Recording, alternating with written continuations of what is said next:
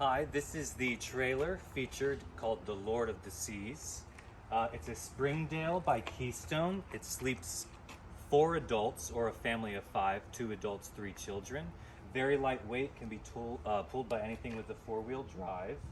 Let's get in and take a closer look at some of its features.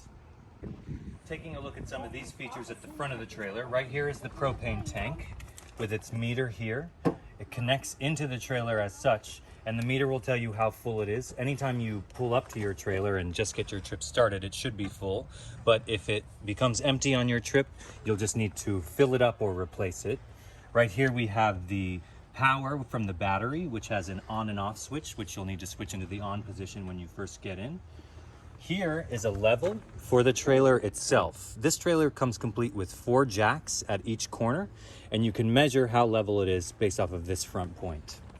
Taking a look at some of these features on the trailer, this trailer comes complete with solar capability. So if you have the appropriate technology, such as a panel yourself, you can plug it in here, and in sunlight you could recharge the battery or even potentially run the whole trailer through it if you have the appropriate technology. Right here, we've got the front storage facility. Now this is for you to use for whatever storage you may need. Just hold up the panel with this clip here. It'll hold itself up, and you have the whole length of the trailer storage for whatever you may need to place under there. Camping supplies, luggage, whatever the family may need. Just a note on how some of these things work together. When you first find your trailer, the awning of course will be in and the stairs up.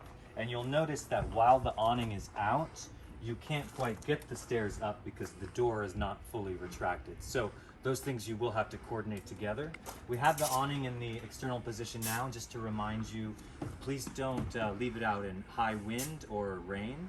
And before you return the trailer, it's a good idea to have it extended in dry weather so it can be cleared of debris and dried out. Plugs. If you're hooked up to electricity, you can use whatever you'd like to plug in for any sort of electric you need for your camping. Here we have some of the vents for some of the kitchen appliances. So for the fridge and the stove, these are ventilation to allow that out. Please make sure they're not blocked or obstructed in any way. Here we have a vent for the above stove ventilation there. Watch your head as you move around the awning. This is a utility storage only, so only to be used by our employees as they service the trailer in between. So please don't worry about going in there, it should be locked. Down here we have one of the 4 jacks located on each corner. In the supply closet, you'll find the tool to turn the jacks. In here, we've got the drain for the septic line, which you can see how to operate in another video. Complete with a spare tire. Here we have the cable hookup, where you to come to a place that has cable that you're camping or making a home. You can hook up from inside if you hook up the cable out here. Here is the storage that you'll need to access in order to fully utilize the trailer. It's got levels and fasteners, different things to do the septic with, a whole variety of tools that you'll need to use, which there are videos on separately. And again, we have one of the 4 jacks that you can use to level the trailer. So let's take a chance to talk about the windows, which are all open and closable from the inside of the trailer. Right now it's a warm day, so we've got it all ventilating, but in the circumstance that you're driving and operating the trailer, they'll need to be shut and secured from the inside. As we move along here, we have the electrical hookup. There's some certain instructions about wattage there, but this is for if you're at a campsite or wherever you're calling home. If there's electricity, you can hook it up there and have it running throughout the whole trailer.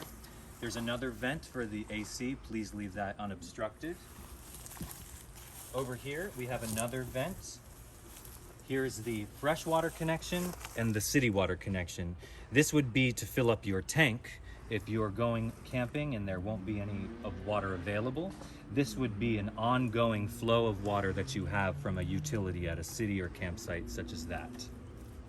Right here is the same storage facility that we had on the other side. As you can see, it goes all the way through for whatever you may need to store. And then the third of 4 jacks just on this corner for the leveling of the trailer.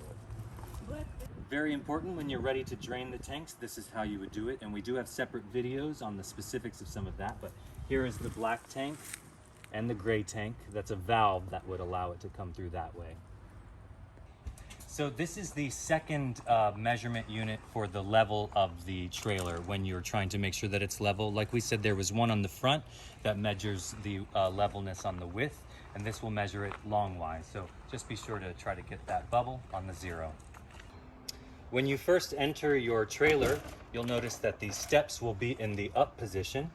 They're in a safety latch, so just be sure to unlatch like this, and vice versa. When you're closing it up, make sure it stays latched.